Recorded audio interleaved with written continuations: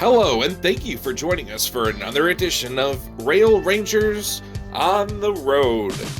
Every month, the Midwest Rail Rangers take you to an interesting and unique railroad destination across the Midwest, including places in Illinois, Indiana, Iowa, Michigan, Minnesota, Missouri, and Wisconsin.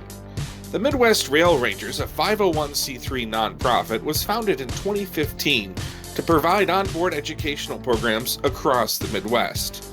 Perhaps you have caught us on select weekends on the South Shore Line between Chicago and South Bend, Indiana, on private rail excursions featuring dome cars and other heritage rail equipment, Amtrak charters and motor coach trips organized by the 20th Century Railroad Club of Chicago, open house events at the Wisconsin Great Northern Railroad featuring the Sky Parlour car and the Mark Twain Zephyr, and at various outreach events such as Train Fest in Milwaukee and Mad City Rail in Madison, Wisconsin.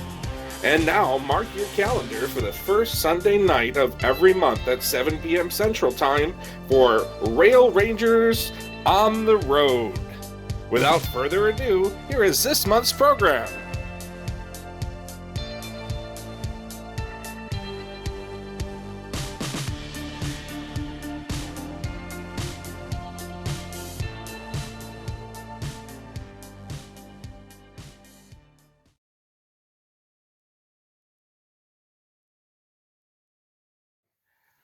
Well, we are back here in Merrill, Wisconsin for our second part of our Midwest Rail Rangers YouTube presentation. And special guest again is Ralph Wehlitz of Merrill. Did we do the number plate or? Why don't we pick up with the number plate? I know on our first segment you mentioned that how you had that specially made, but not everybody watched our first segment, so maybe just recap if you want.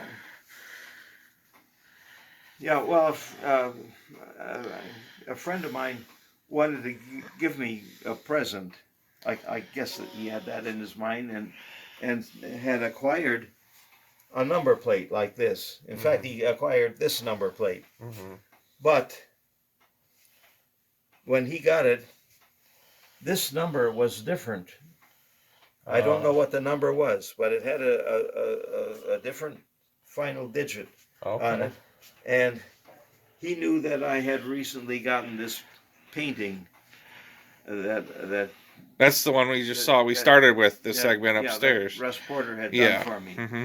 And the lead locomotive in that picture is Soo Line Pacific number 735. Mm-hmm. Well, he thought Ralph was going to want a number plate that matches that painting. Oh. So he went to Neenah, to a mutual friend, Larry Easton, and said, I want to get this number changed so that it's 735 instead of whatever it was at that time. So Larry goes over to the Neenah foundry and says, we want a 5 made to match these other two digits. And they make a perfect number 5. It's exactly right with the fancy detailing on the lettering. And so John gives me this number plate, 735. Well, I was delighted to get it, of course, but it always bothers me a little bit. It isn't actually real anymore. It's been altered, and so would I rather have a plate that matched my painting, or would I rather have one that was absolutely, totally authentic? It's a straw, Yeah, it's a bit of a dilemma there. So, well, I delighted to have it, but I'm always wondering what was the actual number that was on that plate. Why didn't they give me the number so that I could have changed it? If you wanted the original, yeah. Yeah, but as I say, it's nice to have, and it's an interesting souvenir of a locomotive. And the thing is, the only purpose of this is to tell you what the number of this locomotive is. Yeah. And this great big heavy cast iron plate, this thick cast iron plate Yeah. with these big thick brass numbers. That's a heavy, big, massive, expensive device. Only its only purpose is to identify the locomotive when you see it coming down the track. Yeah. You could paint something on a piece of cardboard and have the same. That's probably what they would do these days. Yeah. Yeah. Well, that's the story on that. I know what that is for the mail, right? You know what this is? Yes, for the mail, right? To get your mail. No. No. Has nothing to do with the mail. It's the same as this one, and this has nothing to do with the mail. For orders? But I was over in the Eau Claire area and taking pictures for my photography class, and I took this picture. Oh. I don't know if you got enough light on that to... I do. I got it. Can you see what's happening? He's handing it something off of it to the engineer. This. Well, it's not the engineer. Fireman. He's in the caboose, actually. Oh, is it? Okay. Maybe you do need more light. Maybe I just need glasses. No. I'm trying to look at it through the camera. So it's a little hard. It's a little hard. What happens, the way this works is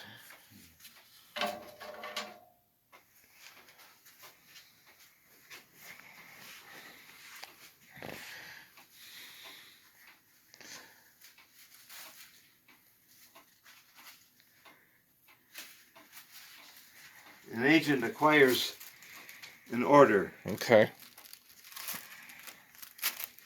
And it's typed or handwritten on a piece of paper like this. Okay. And for obvious reasons, its nickname is a flimsy.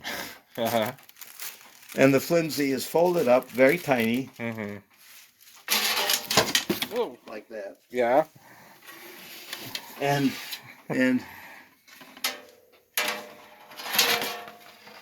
wrapped into this string. Here. Okay. The top. Oh, the little piece there. Okay. Yeah. Sure.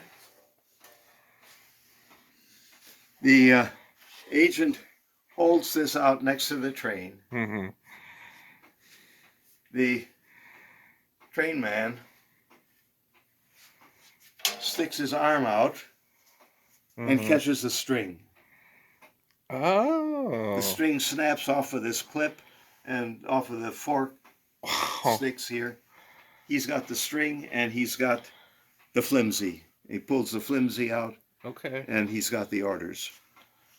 Look at that. Actually, the same thing happens on the locomotive and on the caboose at the same time, or one after the other. Okay. The agent hands the same orders to the conductor and to the engineer. Would they be doing that while the train's moving? While the train is moving, yes. Okay. Fast, or do they slow down usually to do? Apparently, sometimes it happened with the trains going fairly fast. Okay.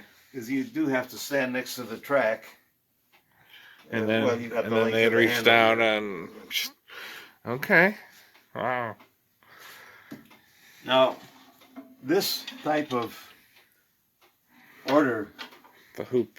Replaced this type, which was the earlier form. And this has a spring clip down here under which you can put the orders. Okay. And you reach out and catch this hoop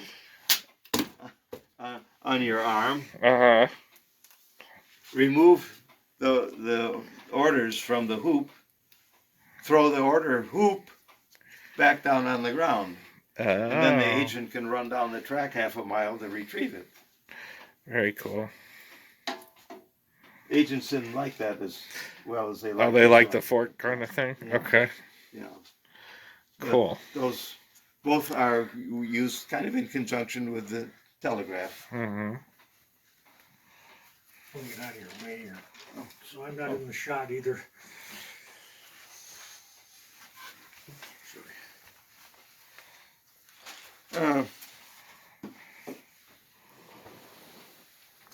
This is a important piece of railroad equipment, still in use, Yes. but in a different style, much different style.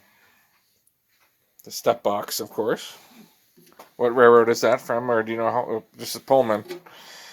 Pullman. And that's all I know. I bought it from an antique dealer. Oh, okay. It's lettered Pullman, but it appears to have been painted red. Oh, Rock Island.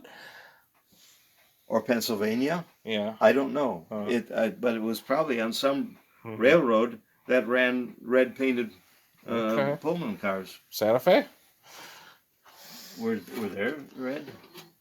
Maybe. Interesting thing is the top here is wood with canvas wrapped around it and tacked on underneath. You can feel it where it's tacked underneath.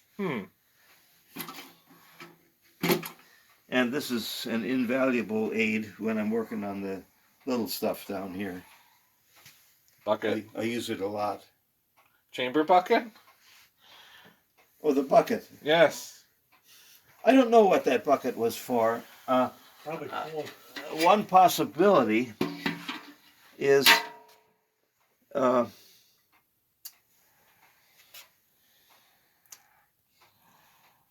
not sure now, and there's a certain type of bearing that has oil-soaked pads. It wasn't the friction bearings, which had oil, just a well of oil, and then cotton waste that would wick it up against the underside of the brass. Oh. But I've seen them, these oil-soaked pads that whether they're with the more modern ball bearings, or roller bearings, or I don't know. But this bucket may have been just to throw those bearings into it when you're disposing of them. Okay. But typical of railroads, even the ordinary tinware, it's got a railroad name on it, railroad initials. Nice. Which makes it more valuable to collectors. Yeah. If it's sure does. If it's marked. Yeah. We have a couple more lanterns there. And these are switch lamps. Yeah. And they have a special base to sit on top of a switch mast like that.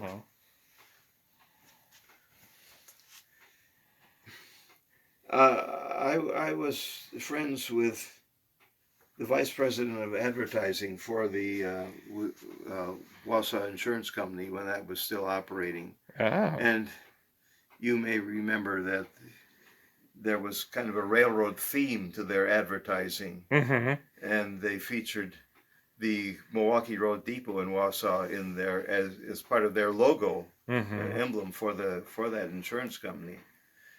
And they advertised with a railroad theme much of the time, and every now and then my friend who's vice president of advertising would want to borrow some railroad equipment to use in an ad. And I never saw this one, but he told me that he had an ad where the theme was an antique shop. And he wanted railroad lamps to place in the antique shop. And so I loaned him these 2 lamps and probably other stuff. And he put this tag on this thing. And so I always left it on. At the time, I thought that was a pretty high figure, but today it might go for that. I don't know. I haven't priced anything like this recently, but I almost was thinking everything would have a price tag on it. And you remember the old Wheel of Fortune where you go shopping in the showcase? That's what I was thinking. I don't think I ever watched that, but okay. I've heard of it. And is that a locomotive builder plate there? This Number 1? This is a number plate off of a locomotive, The locomotive is a Shay type locomotive. Sure. You know what Shays were? Oh, definitely. You know Yeah, about I rode one in West Virginia Oh. at the Cass. Oh, at Cass. Yeah, Okay. yeah, that's fun. Well, this is off of a Shay. Hmm. We're pretty sure it was off of a Shay that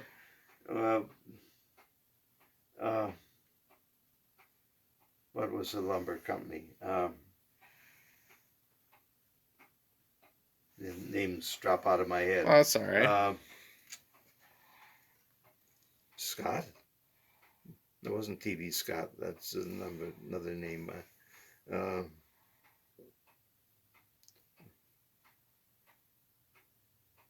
Well, it may come to me. That's all right. Anyhow, It's it still probably cool. was Yeah. on probably the number plate for a Shay. I think it's Would have been out of Wisconsin or somewhere on the East Coast. no, it was probably Wisconsin. It would have been one of the. I'm quite logging sure it railroads was up here. one of the area railroads, Okay. and probably one of the Merrill lumber companies. Oh, so very local. Okay. Yeah, very local. Mm-hmm. How about this one up here? I don't want to pass that one by. May of 1907. Well, that's Barnum Williams Company that's 3082. a builder's plate, not a number plate. Okay. That's something different. You know, every locomotive usually on the side of the smoke box Mm-hmm. in the area right below the stack Mm-hmm. would have a plate like that on each side. There were Mm-hmm. usually two of them. But I'll let you in on a little secret. Oh, okay. Must not reveal this to anyone. Oh. This is a piece of plaster. It's not real. Oh. Uh-oh. It was cast by a friend who at the time was assistant director of the Milwaukee County Zoo. Ah. Nice. Name was Robert Bullerman, Mm-hmm. and he made those. And Is that Bob Bullerman from? what? I knew Bob. Oh, you did? Yeah, Nice guy. I liked him a lot. yeah, he was a good guy. I didn't know that he did stuff like that. Oh yeah. Well, we didn't look at it. We didn't comment on it for this program. But up in the stairwell, there's a more colorful number plate. I think it's a number plate there with red and black on it, I think. And then the Milwaukee Road. Now I have a replica of one of those I bought from the Friends of the 261, but I'm guessing being in your collection, that's probably original. And you probably have a good story behind it. You're right on every count. And If my wife would just say that all the time. No. I probably, although it's an original, I probably didn't pay as much as you did for your Oh, really? I've seen these go for pretty high on at train shows. Well, this was at a trade. Well, it was at an NMRA meet. Oh, you got this one? Okay. Yeah, it was quite a long time ago. Mm-hmm. Some fella came walking in one afternoon, and he has a stack of them in his arm. All original? All original. You gotta be kidding. Wow. Well, he wasn't asking an excessive amount for them. Yeah. He was asking $1.50. What? I hope you bought them all. Because they're about four figures now. Well, I know, high three, maybe low four, depending on where they came I know from. that Larry Bunce. Oh, Larry he- and Sue, yes, our friends. is selling fiberglass reproductions of them. Yes. And And they're a little bit more than $1. Well, I heard he was selling for $150. Yeah, sorry, Larry and Is Sue. that right? That's about right, yeah. The originals are For, going. for reproductions. Yeah, the new ones. What are the original? Are you checking? Yeah, well, they're about $800-900 for. That's what I thought. I was gonna say. I said high three figures, very low. Even I've seen them over 1,000. Yeah. So do you know where that came from at all? A train or just it was just a big stack I have of? no idea. Okay. But all it is right. original. In fact, if you question that, you have to look at it very closely, and you'll see some flecks of orange paint on Really? in the area somewhere. Oh. You might be able to find them while it's hanging there. I don't know. A little bit, yeah. But the- Yeah, I see a little bit, yeah. Yep. Wow, very cool. All right, well, we got, what do we have here? We got a couple.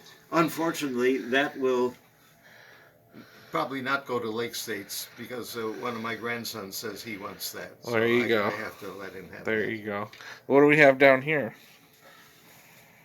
Well, we have this thing, and this is a brake wheel. Yeah. You know, at one time.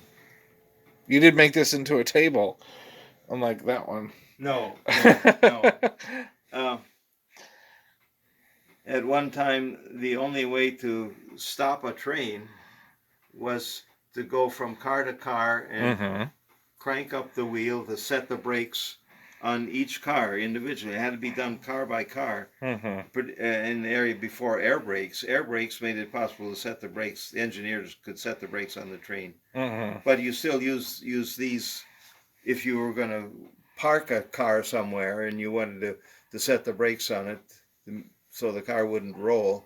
Or if you're switching, maybe in a yard and you're kicking cars down a yard track, you might have to have a man riding the car and set the brake on the car. Because the car is now rolling free. It's not connected to a locomotive. This is called a brakeman's club. Oh. It's a brakeman's club, and its purpose is to give you more leverage if you are trying to set the brakes. You put the thing in this way, and you can pull this around, and you have much more leverage than if you just are trying to turn this wheel. Except, can you read what's written on here? Do not use club. That's enough. Yeah. Do not use club. You violated the rules there, Ralph. Sorry. I think the reason for that was that some wheels, this being one of them, are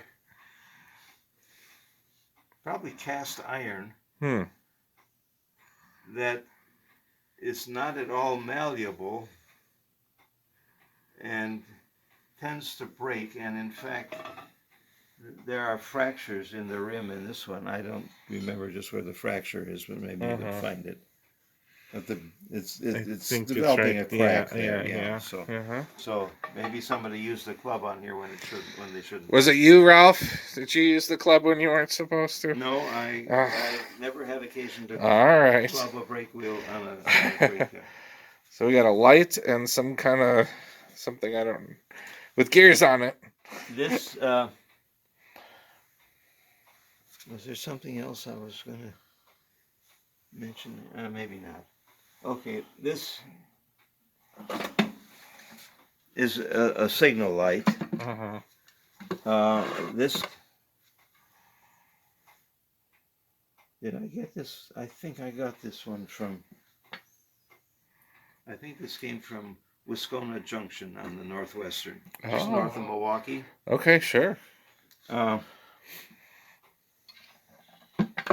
the interesting thing about this thing is this handle at the top. Okay. It's not a handle. No. It has another purpose. Would it fit into something else? Look at the end. Look straight into the end. Don't have enough light to see anything there. Is it like a telescope? Well, not exactly, but it's an aiming sight. Oh, okay. It's got crosshairs in it at the other end. Okay. Or a piece of wires. They're pretty thick, actually. But the purpose of that is to aim this down the track at the point where you want an engineer or an approaching train to be. So like a scope on a gun almost. Yeah, okay. Exactly. Interesting. We're good. I'm gonna have to. Okay, I'm talking about the headlamp, which is wow. off of a the Usmasabi and Iron Range Railroad, one of their Oh. Yellowstone type locomotives, which Oh, okay. was one of the largest locomotives ever built Yeah. in this country, and actually would outpull the Union Pacific Big Boy that attracted a lot of attention this summer as the largest locomotive ever built in this country. It is larger than the Yellowstones, but the Yellowstones, because they have somewhat smaller drivers, will outpull the Big Boy. Is that really from the 233? It is off the 233. That's and all the original. The number picture below plates. it is a picture of the 233. Try to get it. I don't know whether you want to get a close up of it. Yeah, I would like to. Well, I can here real quick and. I can just. Oh, you have it. Okay. Perfect. That's yeah. So well, they're fine folks watching at home. So how were you able to finagle that one? The headlight? Yeah. Well, sadly, the headlight is not mine. Ah. A close friend has a couple of headlights, and so I'm storing one of them for his friend. Oh, okay. That's a hard job. Somebody's got to do it. Yeah.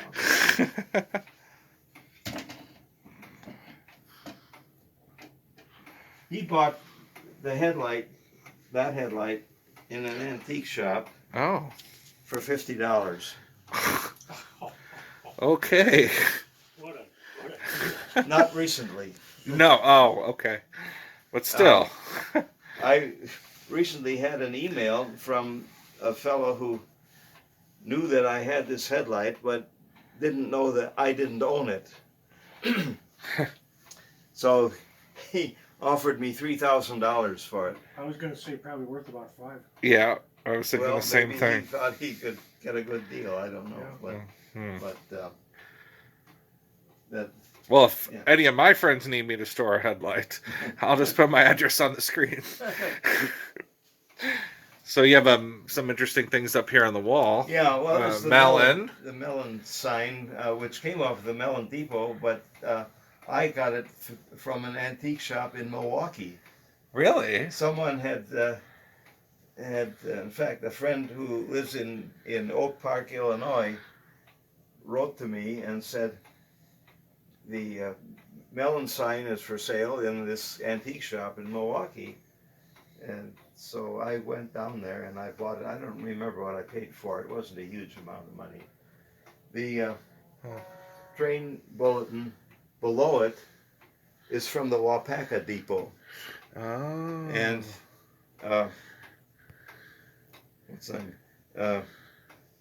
what's his name? Kirk. Can't think of his name now. Is doing a very thorough and very skillfully done restoration of the Waupaca Depot, and I've told him that he can have that sign when I no longer need it. Oh. Wow. But he has a reproduction of it in the depot now, and I guess he'd like that. But that's the original. That's the original. Wow. Very cool.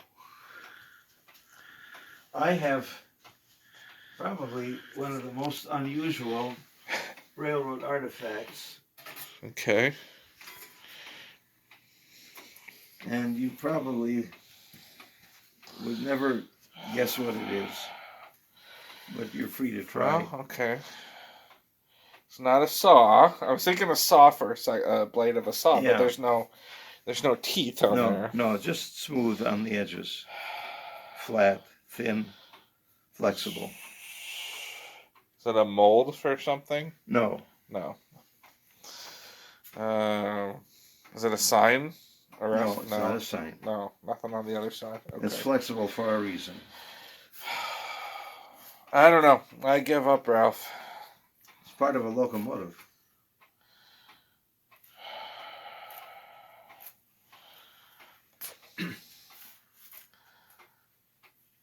I'm not mechanical, so I don't know.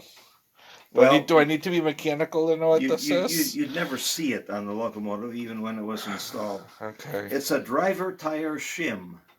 Okay. And what would you use that for?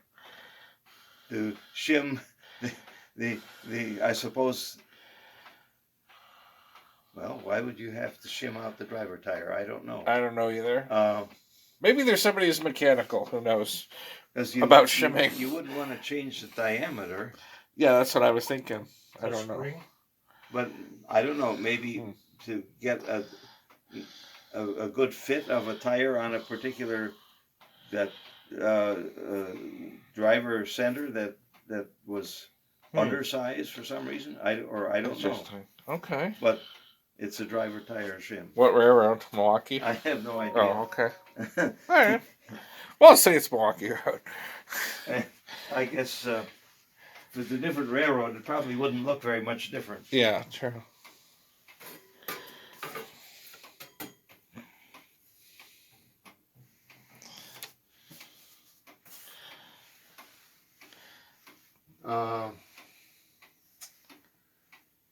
Couple more signal. Oh, there's something else over here that. Oh, okay. I'm going that way. You're gonna okay. Sioux line blanket. I like that. Kind of looks like my Pullman blanket. I have a couple, but I've never seen this blanket over here too. I've never seen the Sioux line one though. It's pretty cool. I got both these blankets from a friend who worked on the B&B crew one summer. Oh, okay. And apparently they had these blankets in the bunk car. Oh. And were using them, or maybe they had spares. I don't know. But if you look under the headlight. Oh. Let's get it. Let's get over here.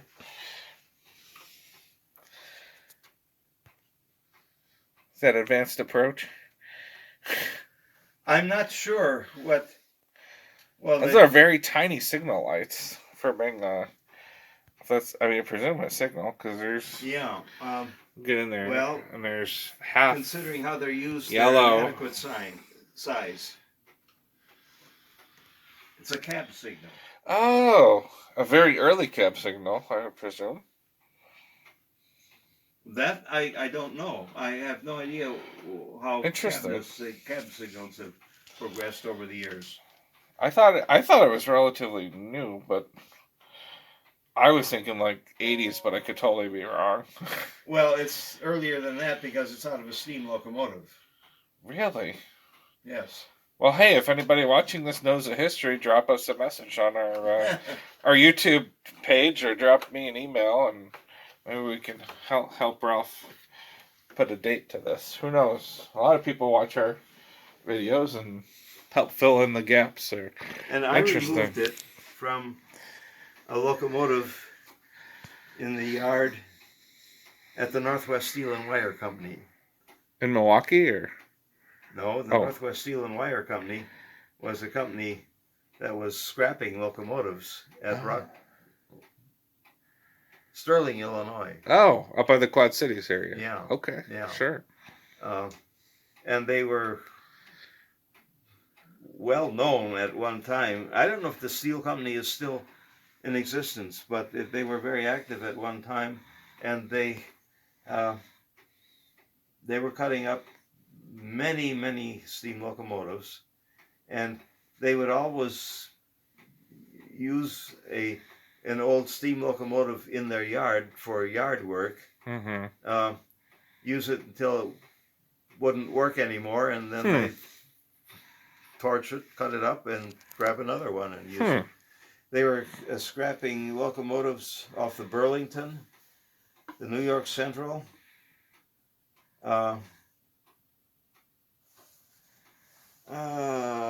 what's that branch from Toronto to Chicago? Round at just the Milwaukee Road North line? No. Elgin, Joliet, and Eastern? No. Toronto. Came across the southern Ontario into Michigan. Grand Trunk? The Grand Grand Trunk. Trunk. The There we Grand go. Trunk. Yay. Yeah, the Grand Only took Trunk. 3 people to figure it Yeah. out. All right. They had a bunch of Grand Trunk locomotives there. Oh, wow. And this may have come off of one of those Grand Trunk. They had some streamlined Northerns off of the Grand Trunk there, painted NP colors. Wow. No, I'm sorry, CN. Uh-huh. Yeah, Canadian National. Yeah, they colors. became part of the green and gold and black. Mm-hmm. And I think that's the kind of locomotive I took this off of, and I don't remember. They ceased operations in 2001. Oh, Yeah. okay.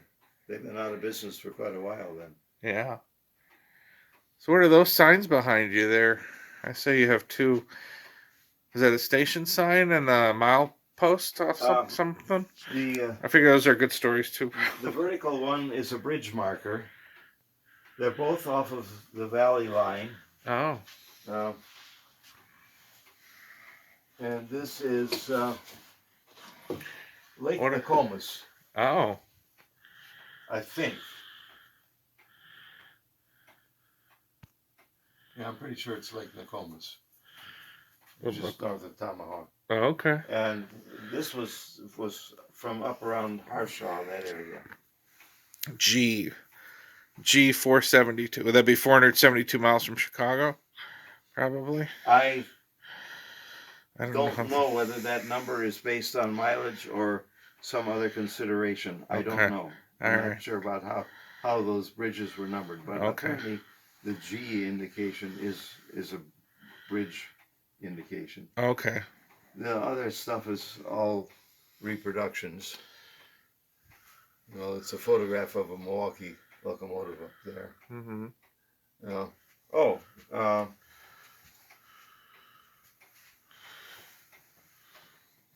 Got some kind of canister there, huh?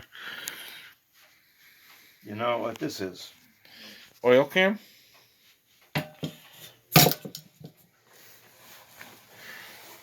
You got a sneeze coming out. It's gone. Yes, it is an oil can, but a very special kind of oil can. Is it from the Wizard of Oz? Is this yours? It is. Oh, yeah, okay. Well, I fell on it with the That's oil. fine. It'll be all right. Didn't hurt it. All right. This type of oil can is called a tallow pot. Okay. And what it contains... Sioux line. Yeah. What it contains is valve oil. Okay. And valve oil was apparently expensive and was sparingly distributed. Oh. And if an engineer had some valve oil, he took very good care of his supply to make sure nobody got any of his valve oil. Okay. This can of oil was usually on a little shelf on the back head. Mm-hmm. You know what I mean by the back head? The boiler? The back end of the boiler. Yeah. In the cab. Mm-hmm. And so it's usually it's the face in which the hole for the firebox is above the door to the firebox. Okay. On a little shelf. Hmm. And it's interesting in that there's a little chain here to secure the cap so you don't lose the cap. Hmm. Again, valve oil is precious, so you have to handle it carefully. And originally, in the very early years of steam operation, tallow, sheep fat, is what was used for lubricating valves. Or it was an oil derived from tallow. I'm not exactly sure of the technology there, but tallow was part of the lubrication of the valves, I suppose, because tallow probably will withstand high temperatures. Mm-hmm. And less likely to break down than ordinary mineral oil, I suppose. I don't know. But the name stuck, so it was always referred to as tallow or tallow oil, and so the oil can was called a tallow pot. It came in different configurations. Some looked more like a little tea kettle. Mm-hmm. I think I have another one somewhere else. The whistle is part of a story too. Okay. And that's, let me get a shot of that behind you. I'll zoom in. I became aware of a widow in Racine Mm-hmm. who had some railroad artifacts for sale. Like many wives of men that are very interested in railroads and railroad equipment, the wives resent the railroad influence in their husbands' lives, and the fact that the husband is enamored of railroad stuff and devotes a lot of time and energy to his collection or his models or whatever. Except my lovely wife Candace, who's watching this right now. And She's the exception. Hi, honey.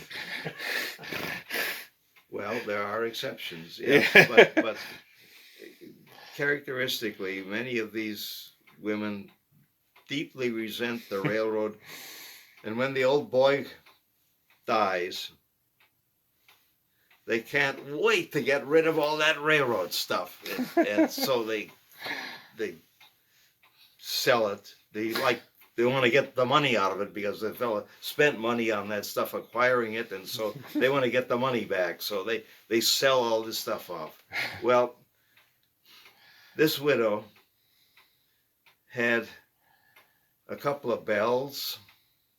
She had a couple of whistles, and she had a couple of steam gauges. And I never put it together right in my head, even looking at the stuff, as she had it laid out in her garage, and maybe other stuff. I think she probably had some lanterns there too, but she had those things. And I didn't realize what she had. And I might have spent my money differently, or maybe spent more money, although I guess I spent about as much as I could afford at the time. But what she had was the bell, the whistle, and the steam gauge from 2 different locomotives. Wow. And it was a set for each locomotive. Oh, wow. And one of the sets was very early. The bell was a small bell. The yoke sit on 2 turned spindles, vertical spindles, as a pedestal for the bell. You know what I'm talking about? Yeah. You can visualize that. Yeah. Mm-hmm. Bell probably had an acorn on the top or some ornament. Mm-hmm. That's an early locomotive, very early. Mm-hmm. And I'll show you the steam gauge. It's a very early steam gauge. And then the other set was a much more modern bell, that whistle, and a much more modern steam gauge. What railroad did the husband work for, do you know? Sioux Line. They were Sioux Line locomotives. But one must have been one of the first locomotives that the Sioux Line owned. I'm quite convinced of that from the style of that bell. And you have some railroad electrical or lamps here? What? Those are railroad lamps you have as well? Are those railroad lamps? You mean on the post? Yeah. No. But No. this one is above your head. Oh, That's a light fixture? This is a railroad lighting fixture. Okay. That is kind of cool. I've been eyeing that since we got here. Oh, look at that. And that's real? I bought this from the Canadian Pacific Railroad. Really? It's not a real drumhead. Okay.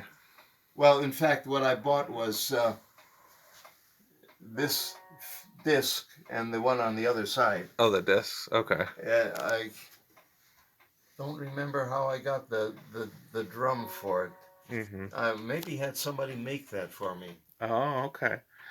But each side is for a railroad that ran on the Canadian Pacific. The Well, I should probably scoot was- because people probably want to see the other side too. ran on the Sioux line to Vancouver, and then or to Portage, I guess. Yeah. I think they changed engines at Portage. And then, oh, look at that. The Empress. Yeah. Wow. Very cool. I don't know if I have anything else over here. What, before you move on, what do you know anything about the light fixture that you have here? Where that would have came off of? No, I don't know anything about the history of that. Just the fact that it came off some It's out of a railroad sleeping coach car, or- well, out of a passenger car. I don't know what Okay. time it was. Yeah, a little can now. That may also be I think that's also a talipot, Okay. if I remember correctly. Mm-hmm. Seems too small, but I'm not sure now. How about those really cool signs behind you? The Wausau and the Railroad Express Agency. Are those authentic over there? Wausau and the Rail Express. Oh yeah, absolutely. They are. I know we have a lot of people who grew up in Wausau. And the How did you get those? Uh-oh. I don't remember about the Railway Express sign, Okay. but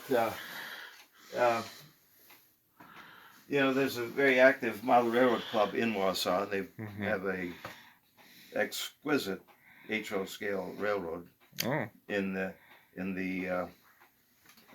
Woodson House, which is a museum. Okay.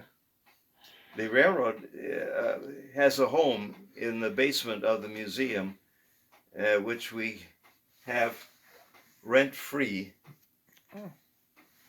It took a few years, but eventually they realized that the railroad was an advantage to having it there because it attracted visitors, and it brought people to the Woodson House, which they charged people to visit.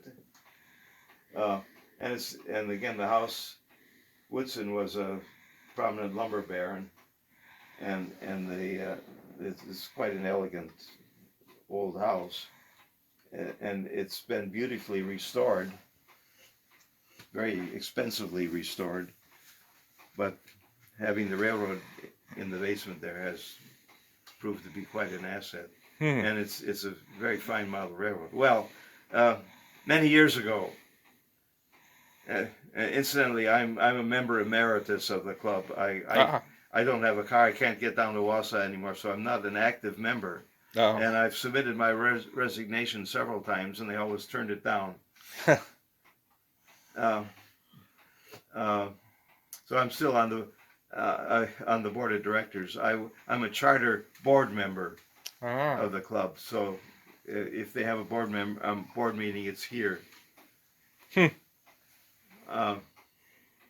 And I guess they find this a fairly congenial environment for having board meetings. You think?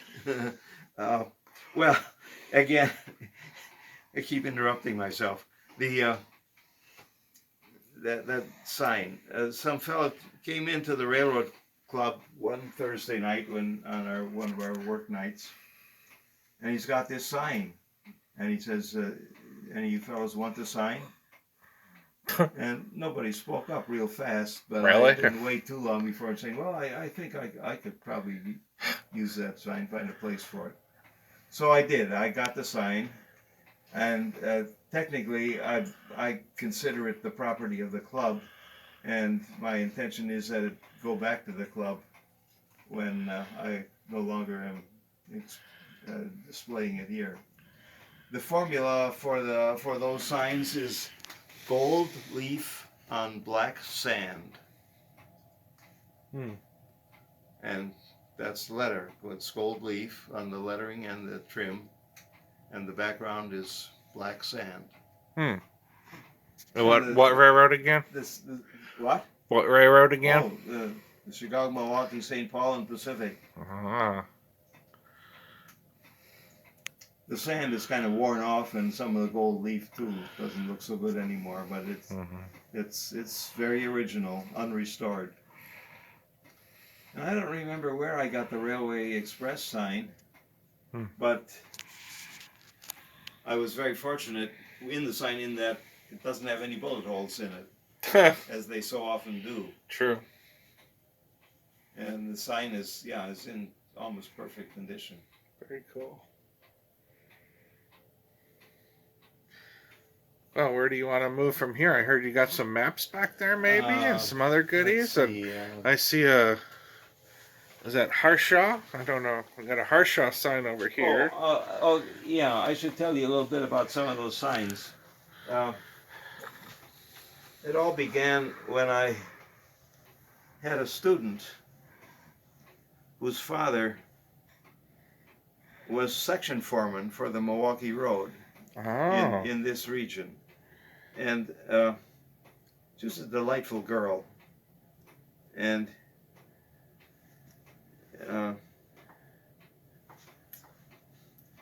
I didn't make a big thing about my interest in railroading and modeling with my students, but I guess I did do some things to make them aware about the fact that I did have that interest. And so it was kind of common knowledge that I had this interest in railroading. And for one reason or another, some of the kids were actually in the basement and saw what I have or had at that time. Well, this girl, I think her name was Christine. Pretty sure it was Christine. She comes walking into my classroom one day, and she's got a Milwaukee Road conductor's hat on. And the kids crowd around and they exclaim over this hat. Oh, what an interesting hat that is, or what a neat hat. Where'd you get that hat? And finally one of them says, whose hat is that? It's Mr. Wehllitz's. Oh.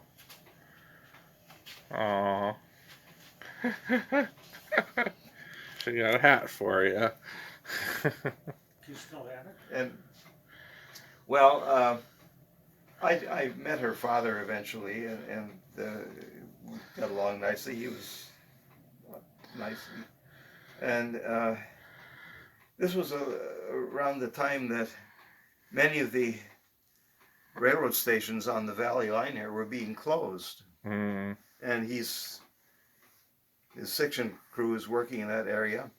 So from time to time, he removes a sign, and it ends up on my front porch. I come home from school in the afternoon, and there's this railroad sign on my porch. Just random cities. Yeah. So very funny. Yeah, so, again, it was given me. I didn't buy it. I didn't ask for them. I just kind of fell into some of these things, and I got several signs that way. Okay. Including the Harshaw. The Harshaw. Okay. And there are a couple of others back there, I think. That just randomly I got that way. The telephone here, I also got from. I think I bought that phone from him, but that was a telephone in company service.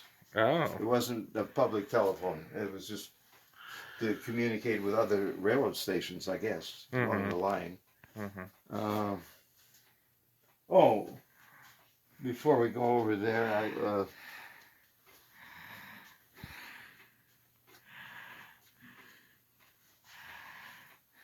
any idea what this box might be? Old signal or switches, where they'd have the switches in there and they could lock them. Oh, tickets. Oh, let's get a close up of this here. So where are we going? Oh, let's see. Chicago and Racine. Belmont Avenue. Let's see where else. Chicago, Balmoral Park.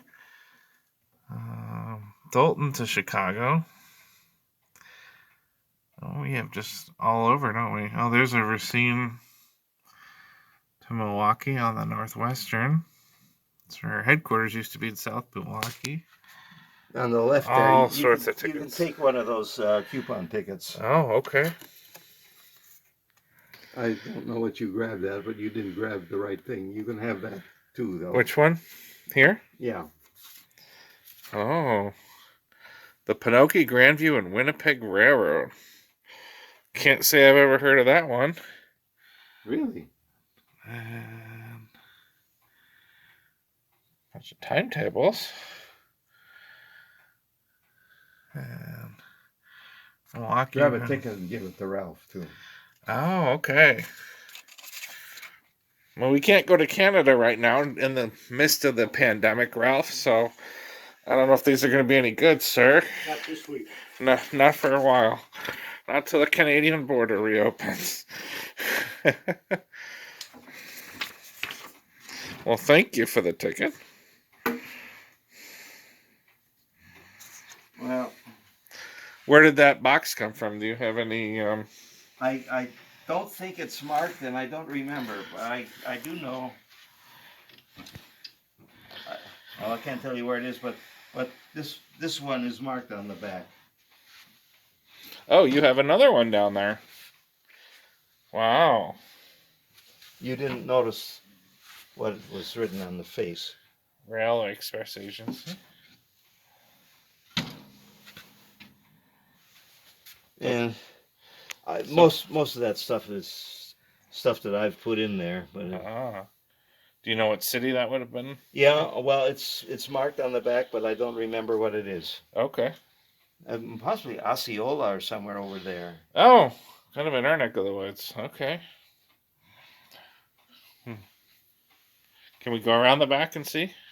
Or is it... Well, it'd be pretty hard to see. Okay. I guess if you lay down on the floor and crawl. Oh, I'm too old for that, desk, Ralph. Then maybe you could see the back of it. We need like a 20-year-old in here to do that. And it looks like you got another semaphore there. Well, this is a station order board Oh, off the Milwaukee. okay. Very cool. And so yeah, we were over here with the telephone. There's a bit of a story about this too. Mm-hmm. First of all, it's mounted on a pedestal that was made by my friend John Klein. And the semaphore came from a variety of locations. Part of it I found on the trash heap at Babcock. Some of it I'm pretty sure was on the trash heap at New Lisbon. I think I got some there. Most of it came from those two places. And I'm gradually assembling this thing. Mm-hmm. And then I got to the point where I didn't have any of the glass. Oh. And needed that. And then I get a letter from Stan Mailer, Mm-hmm.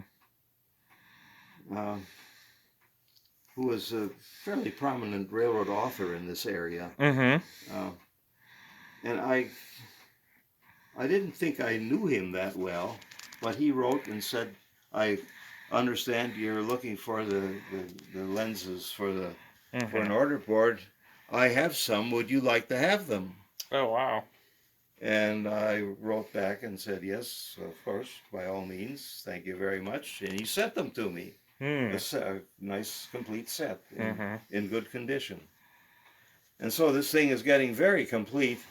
And I get to the point where all I'm missing is this lamp housing. Everything else is there. I've got it on that post that John Klein if I can find this thing, built for me. Mm-hmm.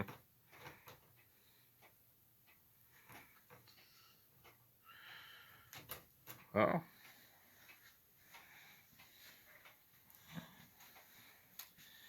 And about that time, Klein and I are traveling southwest.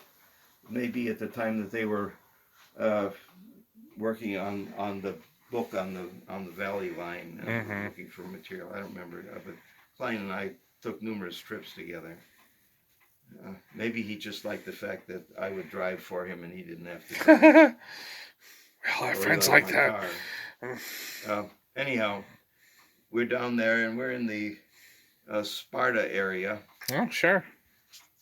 And in getting to Sparta, we happened to go through Bangor. Yep. And the Bangor depot appears to have been closed. And the signal maintainers are dismantling the order board signal from the front of the depot. Mm-hmm.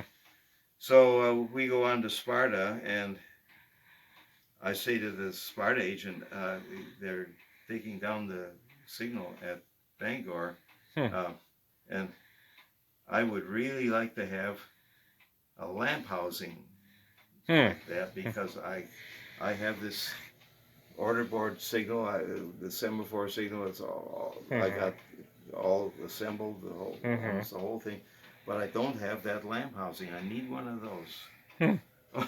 Well, you don't get that. There's no way you can get one.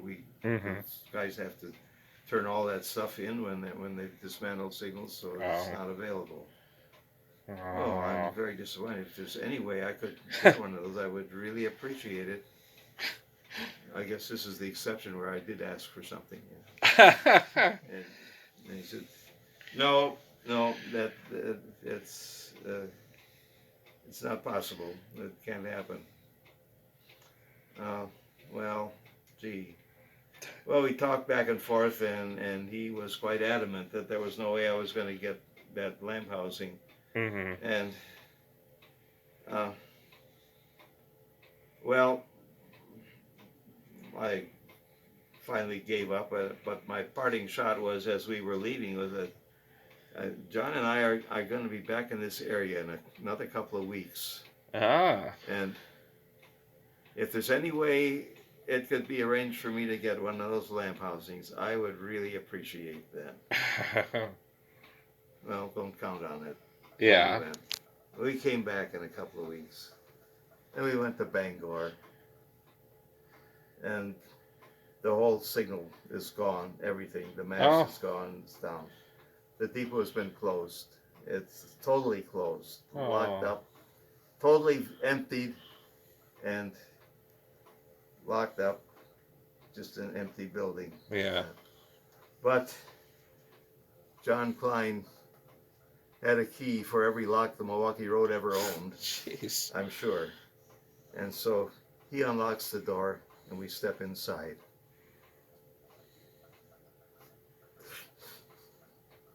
In this totally empty waiting room, in the middle of the floor, was this lamp housing. Wow.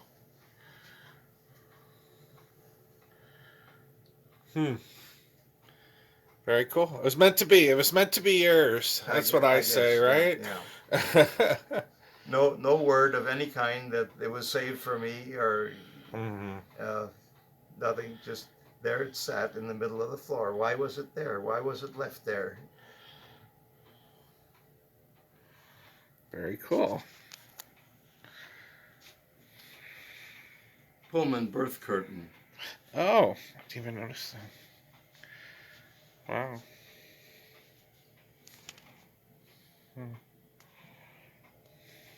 See it better from this side, actually. Sure. Because there's, well, the light. Well, I don't know. The light isn't any better here.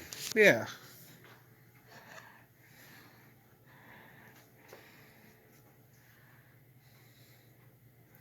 Very cool. What? Well, we hope you enjoyed part 2 of Ralph Wehllitz's memorabilia collection here in central Wisconsin.